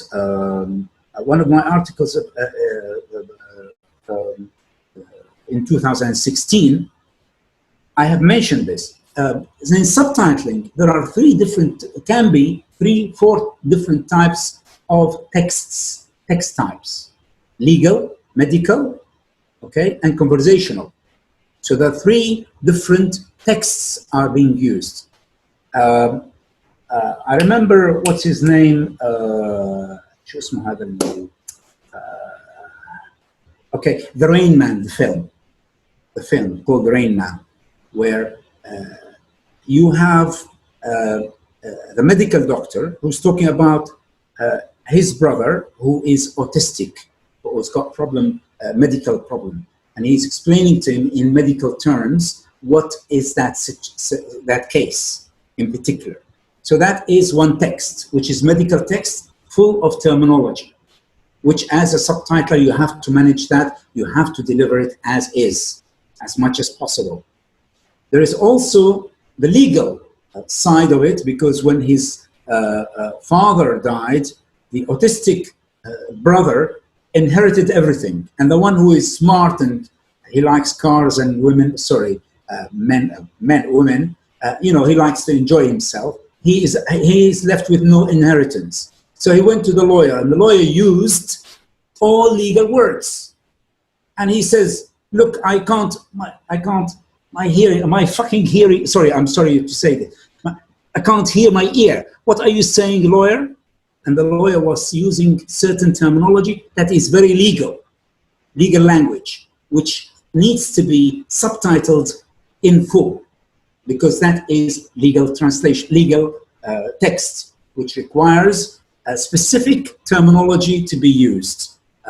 When he says may, يجوز، ما بنصير نترجمها بغير يجوز أو لا يجوز. كلمة may. ما بنقول ربما ومن الممكن ومن المحتمل. Then we are talking about legal. Shall will not be translated سوف. It has to be translated يلتزم أو يدفع. يعني the tenant shall pay, okay, or pays. Shall pay معناها يدفع، يعني مترجمة يدفع، ما مترجمة سوف يدفع. And here we have gained something, because we're not translating the word shall for start. But there are areas where you have to be sticking to what they are saying. يعني each and every ترجمها كلها هي بالlegal. Okay, each and every by and between بين الطرفين. So by and between two words, by and between three words, بين one word. وفي كمان assumption, by the way, إنه when we translate into another language, the amount of words is doubled, or maybe 4 to 6. Not necessarily. مثلا ممكن تقول استفهمت منه. 2 words بالعربي. استفهمت منه. How many? Excuse me, Dr. Khuddro. Here there are techniques sometimes. Perhaps I call the gained loss and the lost gain, because what you gain in one spot you will lose it later, because true. Yeah. So, but you are bound to a specific space in a way. So you have to manage it in that space. It is space per se. But Farhad is talking about a contract. Contract is a written document. It's not a video. Okay, you don't see a video which is showing you a contract, for example. So yes, you do stick to the language, the legal language, yes. In a film, there are certain parts which are legal text type. There are certain parts which are medical. There are certain parts that are in music, in fashion, in medicine. These texts need to be translated as they are, because they are the text type has changed. Okay, from spoken, from dialogue, normal dialogue. People are in their bedroom fighting, or chatting, or romancing, or whatever. Or then you have another shot of 2 people arguing in a court. Okay, like for example, Judge Judy. Judge Judy talks in legal, but if you translate them in legal, but it's not condensed so much. I mean, the legal itself it's a spoken legal. It's not written as much, even though they're reading, but they don't read it as compact as when you are reading a contract. So yes, in a contract, definitely you can't compact. It's a different kind of text type. I hope that, Doctor, I have explained. So that's the problem with subtitling, that you are encountering different types, different discourses in your film, or in your. For example, I did how to commit the perfect murder. Okay, how to commit the perfect murder, which is a documentary where he was speaking about all these technical medical terms, how they killed the guy with a knife made of ice and so on, and it was all medical. And but it's all spoken, and we need to be aware of the audiovisual. And with respect to Farhati, and I read her book, and I am teaching part of it as well other scholars' books. But in particular, the legal translation is related to printed on paper. Okay, documents like. Wakala, what's his name? Power of attorney. Power of attorney. Thank you very much. Yes, these are all documents. Okay, they will not appear. They might appear for seconds on the screen, and they will highlight one sentence from it, or in a film, or two sentences, and they comment on that. So it's not like as compact as in a contract, for example, that you're translating, or in a tenancy agreement that you are translating, where you have to be translating everything in there. يعني مثلا ممكن نعرف المأذون مين هو في الكونتراكت and the certificate agreement, marriage contract. Dr. Khuddro, time flies and flies yeah, we have almost 8 minutes left. Can you Okay, I will do that very quickly. Minutes, yes. Sure. Muhammad Saleh, song title, lyrics, describing the song. Now, it depends on the context itself. If an actor is singing a song, if it is relevant to his beloved or whatever, or to the situation, political or non-political, then you subtitle. Usually the company itself will tell you whether you need to subtitle or not subtitle, but it's most of the time it is not to subtitle songs. Describing the song, sometimes in STH, you do describe what the song is about. You say a romantic song, you say a classic song, you say whatever song, or you can write the lyrics of it. If it is pop video, maybe you need to write the lyrics themselves. Moving to Netflix, which one? I did some of it, Netflix myself, via one of the companies. Now, in terms of Apple never fall from tree, I think this is the idiomatic language or non-idiomatic language, if you want to translate idiomatic or non-idiomatic. It's just a matter of what kind of procedure you follow. If you're following the procedure of, you can find an equivalence, as Verney and Darbonet says, an equivalence which is in the target language, similar to the source language. As you mentioned, you can have an equivalent which is similar to it, but not necessarily the same wording, because it's a completely different culture. You can do that as well. So it depends. I mean, it's the message, how you want to pass the message across, how you put the message across to the audience. It's up to you, so long as they get the message. That is what's after. It's. I think if you understand, the apple never falls far away from the tree. If it is understood in the translation, which I doubt because we don't use it in our culture, then that's fine. But I think it's better not to translate literal any idiomatic expressions, because they will not be any function. Yeah, they will not serve their function. The translation will not serve its function. Netflix, which one's recommended? I think it depends on your interest. There are, I mean, it depends on if you want to go for TV series. I did Suits, I did some others. If you want to go for TV series, they are different because they have got summaries of each episode from the beginning of it and the end of it, which you need to actually correlate or connect with previous episodes, which is a bit of a pain at times, because you have to remember exact wording in another episode about 2, 3, 4 episodes back. like in Castaway and شو اسمه هذاك اللي كان قاعد بالايلاند قاعد في الايلاند لفترة. It's a big series. Stranded Away. Sorry? Castaway. Castaway is one, but there is another one. إنه قعدوا بالهي بالجزيرة. I forgot it.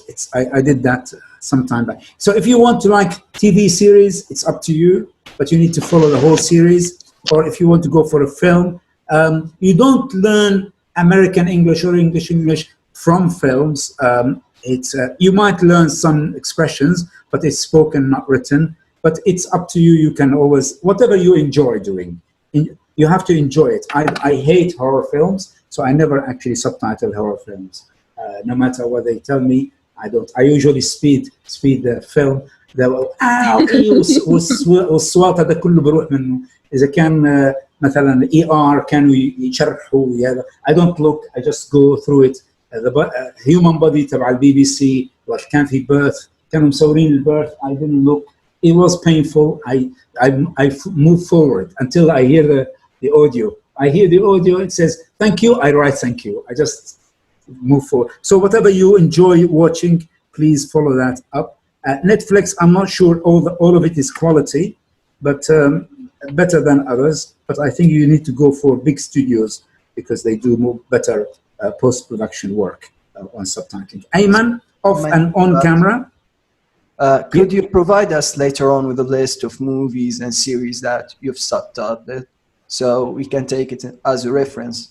Yes, I have done. I don't have a record of it, unfortunately. But Pride and Prejudice, Pirates of the Caribbean, I corrected When in Rome, Perfect Storm, Cars, the film, Jungle Book, many of the, but I don't have a specific place because I was working for the different companies at the time. Off and on camera subtitles. Now, the off ones, off subtitles, this is for Ayman. If the dialogue is relevant, then you subtitle it. If it's not relevant to the theme, then you don't, if it's off camera. If it's on camera, in front of the camera, and somebody's speaking, it's better to do that, to subtitle what they are saying. More likely to be relevant. 1.02 frames, it is my calculations out of my own experience, but some companies go for 1 second, even though there's 2 words in it. They do as a minimum. Sometimes they go for 20 frames only, less than a second, and I don't agree with that. Some of them go for 18 frames and 16 frames. I don't like that, and I don't agree, because you need to have the eye watching the screen and listening and looking at the subtitle. In terms of the Roman letters, as I said, it's 42 for English, for Arabic, and for Hebrew. And for European, 35, 37 it was, and some scholars say 39 as well. Yusra, problems with, I think you need to watch you read my book about problems, linguistic issues, many of them, spelling, mostly shortening because of reading speed, because you need to read within a certain duration, limited duration. So shortening is most important. Making sense of what you are subtitling, very, very important, making sense. There are many, put all the numbers in digits, not in written. يعني لا تكتبي كلمة 3 رجال، اكتبي 3 كلمة رقم 3. الأرقام كلها تكتبيها رقما. بالنسبة للوصال Arabic English الكاميرا الخفية candid camera I thought maybe better. Branking I would say حركات خفية، حركات. ممكن تقولي حركات يعني ممكن, I don't know.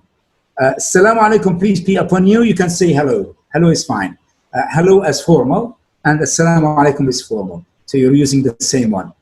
It depends on the register here. You keep to, if he says assalamu alaikum, you can say hello. Now, if it is, however, you're talking about historical, as in Umar ibn Khattab, and assalamu alaikum, and then you might resort to that one. But there are two methods. Either go formal, too formal, يعني بلا وأجل instead of the word نعم. But you don't, and in English you would say verily instead of indeed or actually, verily. But that is, you know, using the, trying to use a similar to Shakespeare's language sort of thing. I would say go for the modern, but not too classical, not too classical for historical movies, even though in Arabic they are, but you don't go very far ahead of them. مثلا أنا البارح اليوم كنت بدرس كتاب المقابلة الجبر والمقابلة ترجموا the book of restoring and balancing in English. So they didn't say algebra, you know. One of the translators, he's called Lyon, Jonathan Lyons. He translated that way. So you don't have to stick exactly the same wording, so long as you put the message across. It's actually what is important. Do my audience understand? My audience are watching. I have to be worried about them. Do they understand what I'm doing or not? If they don't get the message, I'm sorry, I failed. No matter how good I am as a translator, and I have 35 years experience in translation, it doesn't matter. It goes through the wind, you know, it goes with the wind if my audience cannot understand what I'm saying. In written translation, in interpreting, or in subtitling, it's the same. Repetition and fragments, with regards to the 19 minutes that it took you 2 weeks to do, I'll tell you something. It will not take you 2 weeks if you watch the film video first, 90 minutes. You need to watch it first from beginning to end. You need to highlight only the difficult words from it, secondly. And you need to You can do the timing afterwards. You do the first, the text itself, but you shorten it as much as possible.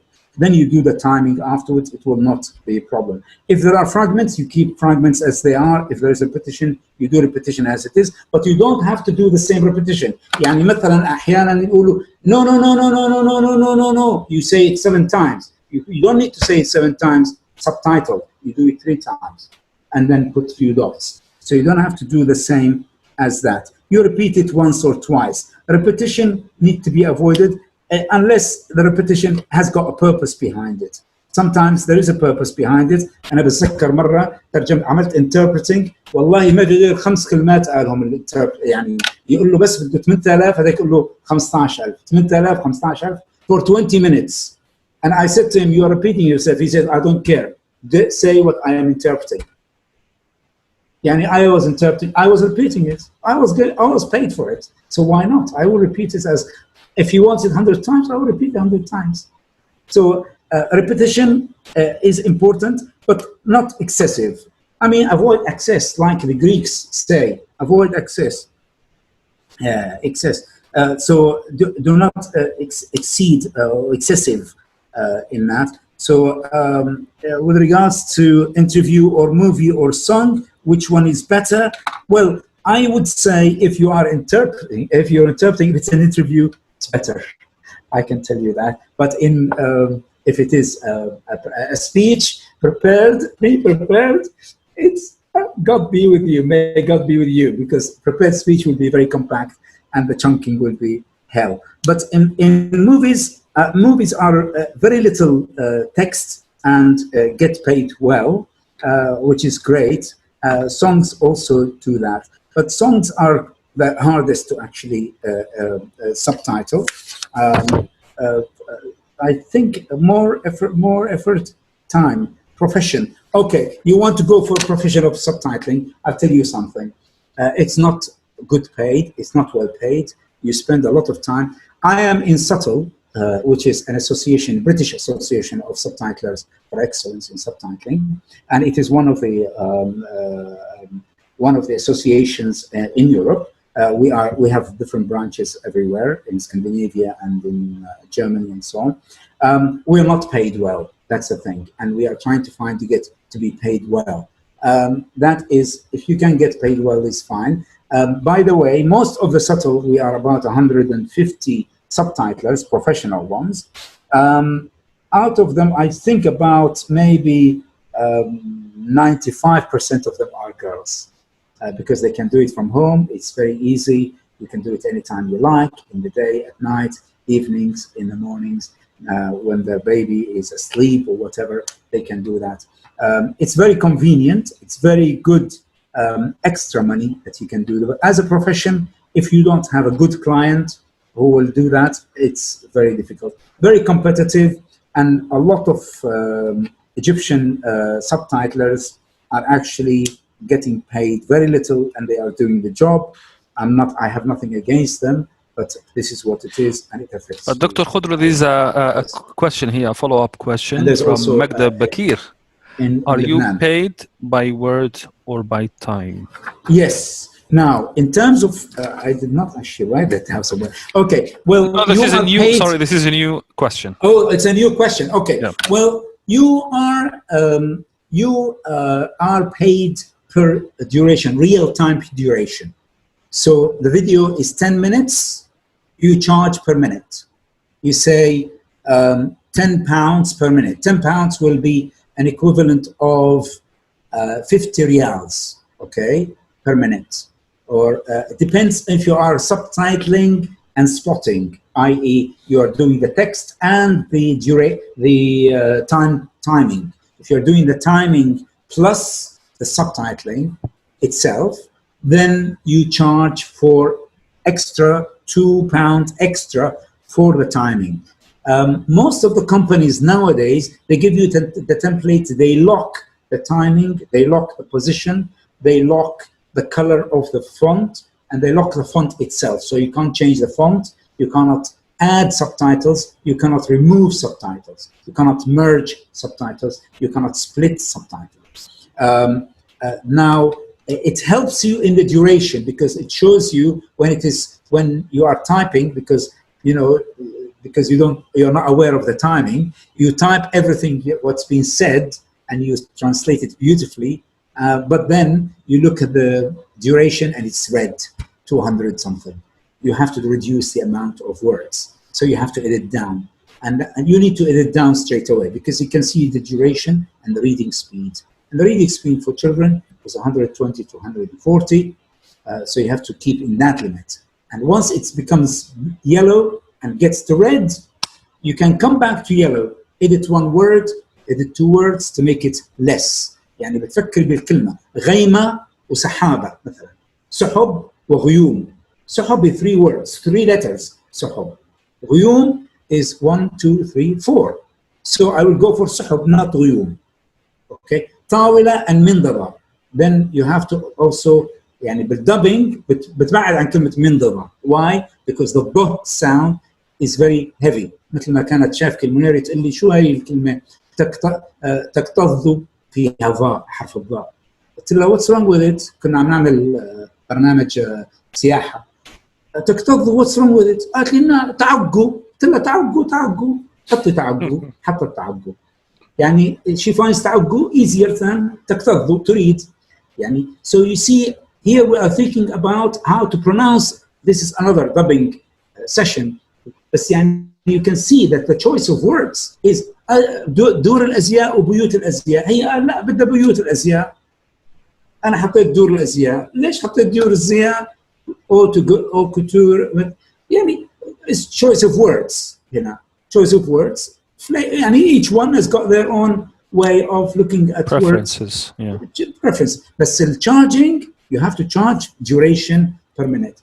في منهم بيعملوا charge per one word, point something of ما بعرف كم of a cent for one word. يعني هذه أنا ما I don't think it's a good one because يعني especially it depends. They go for the source text كمان. And the source text is less than the target text. So therefore they calculate according to the source text, the wording, when they charge, when they do the charging. Yeah, this is something I did that with one of the companies. They calculate per word, which is not really ideal because especially if you're doing timing. Timing, you need to charge good money, and don't feel intimidated by them. But they always have plenty of people who can do timing, and I could calculate timing in no time. And it's just a matter on the fly. I used to do it on the fly. The space bar, you press on the space bar, it's in. You press out, it's out. Depress. You depress it. You press it. The in, depress out. Press in, depress out. But this is not accurate, not frame accurate. If you want frame accurate, you have to move from one subtitle to the next, and you go to the ins. There is 2. I have an extra keyboard. I connect it to my laptop because of this keys here, which helps me moving. And then ins for insert the in cue, and the del for the out cue, and I use that. Well, 9 is for playing the video.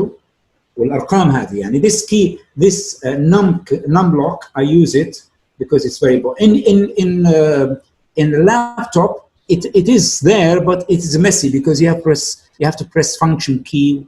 It's a messy there. That's why I have to use this. I always, when I'm doing subtitling, I do that. And I am hiding it here and not showing you as part of the secrets. Secrets, yes. So just one last question about another secret, perhaps, the pricing of dubbing. How do you... Dubbing? So, yeah. Sorry, what and was can you... The pricing... The pricing of dubbing assignments. Dubbing. And can you give the students a rough idea about what they expect, the fees? The fees and the rates, for pricing. Now, I'll tell you, dubbing is excellent. Okay. It's good pay, well paid, and you read very little. You read, I remember reading 5 words. You read 5 words, you get paid £150 in pounds. That's 800 riyals. 800 riyals is a good rate. Now I think it's 200 now an hour. You do it per hour. One studio hour is 200 for you, and once it's over 2 hours, you are paid for another hour. So you are well covered, and it is the best, especially if you're doing advertising. Advertising is the best. يعني مثلا شو اسمه هذا الشعر، عملت وحدة عن الشعر sun silk مثلا عن الشعر، يعني شعر يعني you go soft and you change according to the producer who will tell you how to make it soft, how to go down and go up. مثلا عملت وحدة على النظارات 2020، يعني he was playing on the time يعني in 2020 which is the year, and 2020 your vision is 2020، يعني هو عم بيلعب على الكلمة هذه. فمثلا عملت وحدة عن الفيسبا، عن الموتورات الفيسبا. I don't know whether you know them. We know it, yes. Yeah, we know Vespas. مثلا انه ببين انه انا بخطب مع ناس كثير بعدين، يعني you become like an actor almost, but also you need to choose the words very carefully because some words لا، في عندك الدبينج، في الفويس اوفرز، في فرق بيناتهم يا دكتور. dubbing means you are doing like مثلا مثل Lion King مثلا، Lion King. اوكي شو اسمه هذا وقت اللي بيقول له بومبا and the other guy. yeah, okay. يعني بيستخدموا شغلات حلوه مع بعضهم، بيختاروا كلمات ظريفه، بيتناقشوا، بس هذا dubbing لاني انت you are matching their lips. Okay, so you have to choose the words that have got flat lips flat when you say it. Like for example, E, the letter E. Okay, Saeed. Okay, whereas the where you have a round lips, you have to choose when you see the character in the cartoon saying oo, you have to find a word in Arabic that's got an oo in it. Wow, حرف الواو, so that it becomes similar من ناحية يعني ممكن يكون طاولة مثلا، طاولة منضدة ما فيها بس طاولة فيها. Okay, so you are choosing the words to match it's called lip syncing. lip syncing, which you are syncing the lips of the character with the voice-over artist. This is a job in itself. أنا عملت معاها ماجستير مع واحدة من الطالبات في لندن سيتي يونيفرسيتي، عملت دابينج ودخلنا على الاستوديو وانبسطت كثير يعني لأني سجلت أنا وياها، فأعطتني مقطع. شوف تصور شو صار. She gave me a piece and she couldn't read all the characters. She said, "Doctor, can you please read just one of the characters?" I said, "Yeah, but I haven't seen the pictures." She said, "Doesn't matter. It's only just 2 lines." So I went into the studio and she was directing me. My student directing me, right? She said to me, "So read it." I read it, and she started laughing. I said, "Why are you laughing? What did I do wrong?" She says, "The character was crying, and you are making it as a happy ending." And it was a sad ending. So I had to go back and do. So you see, dubbing is a skill in itself. That's different from voiceover. اللي قلت لك إياها من شوي اللي هي مثلا عن النمس مثلا، ووزن النمس لا يتجاوز وزن كيس سكر صغير. يعني كلمة صغير عملتها إنه يعني كأنه نص كيلو ربع كيلو، لكن مثلا عم نحكي على الطن، على الفيل، ووزن الفيل طنين 3 أطنان 4 أطنان. فيعني this is changing. But in terms of pricing,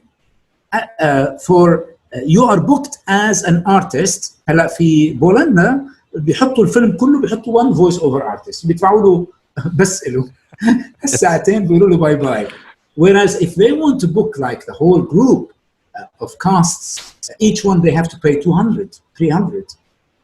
And it becomes a problem because they have to pay a lot. فيعني it's a very good, very lucrative, very, very good. I think if it is in advertising, you will get a really excellent. It's better than interpreting in terms of pay.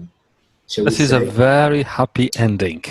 Yes. I think with this note, we can finish with this very informative, although technical at some point, presentation.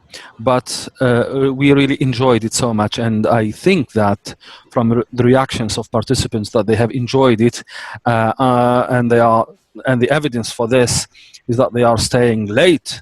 At I night. know. I can't believe it's midnight your time. I think, Doctor. It's all right. We are getting used because you are getting used to that. In Yes. the Ramadan kind of feeling still. Yeah. Even though I go to work 9 o'clock in the morning usually, Yeah. but okay. But I actually booked it late in the evening. Yeah. Thinking of Ramadan, really, I would have. And to be honest with you, I just told you earlier, Doctor, that I didn't realize it's today. Actually, I thought it's tomorrow. Yeah, so I said to my wife, I said, is it going to be tomorrow? I have to do this session. She said, what session? I said, well, I have this workshop. I have to look. And then I looked at it. I saw, oh, no, it's 10 to 8. So there's 5-10 minutes. So I ran, and it turned out, no, it's not 8 Saudi time. It's 8, not Tunisian time. Yes. So it was, I gained 2 hours. So I Great. And we gained a lot in these 2 hours we have been with you. Well, I hope Doctor. that you have. And you're most welcome to. You can actually always contact me. Everybody can contact me on. And I'm sorry I didn't finish the presentation. No problem at all. We can think of another session perhaps. Sure. But this is by way of ending it. So I started the talk by saying that I have met that guy, American guy, who taught me how to split his mind into 3 sections. 1 for banking, 1 for art and creativity, and 1 for engineering. And we have covered this in that triangle. We started the structure, the engineering part, and then we have gone through some other artistic and creative way of saying it, translating songs, and how the interpreter or the people who are doing dubbing are acting it, playing with intonation, and so on. And we ended it up with financial, the cost, the pricing. Indeed. And this is a very happy ending. Don't accept underpaid. Underestimate your because competence. if you give them very low, they might think that you are doing very poor quality work. Perfect. And overpay. I liked it, that very nice note with which you ended your statement, that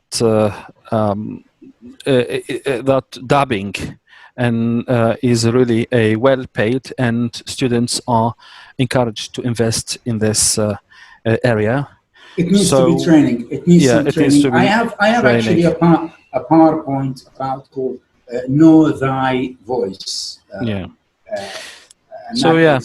For training to the. It's not very difficult. Anybody can do it. Anybody can do it with any voice.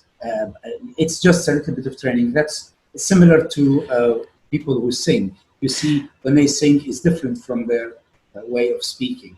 Excellent. Their voice is different. Their level. Yeah. Is different. It needs training. Once you get trained, you will be there. So good. In fact, to tell you the truth, I'm not an expert in audio-visual for the reasons that you have mentioned earlier. The prices are really low, and you are investing much of your time and effort. So I'm doing basically interpreting, conference interpreting. Yes. So with that note on money, I wish you sweet dreams, because money can make sweet dreams also, but sometimes nightmares.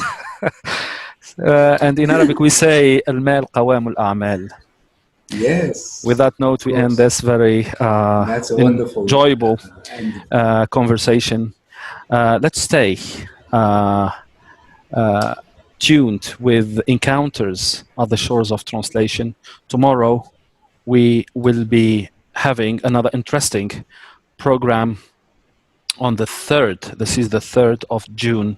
We are going to start at 11 a.m. Tunis time with Daniel Gil, who is a prominent scholar of interpreting. He will be speaking about simultaneous interpreting theory and practice. You are all invited. Then at 2 p.m. Tunis time, Najat Mshela will be speaking about intercultural communication across language in time and space. And then Dr. Hanem Al-Farhati, who is with us this evening, will be speaking about Arabic, English, Arabic legal translation. I would like to make 2 other announcements. Is that the slot of scholar Sheikh Hamza Yusuf has been confirmed on the 4th, means after tomorrow, at 7 p.m. Tunis time, on interpreting Islamic religious discourse to English speakers. And the slot of Professor Noam Chomsky has been postponed but confirmed. So with that, I wish you success. I wish you sweet dreams, as I said. So goodbye and take care.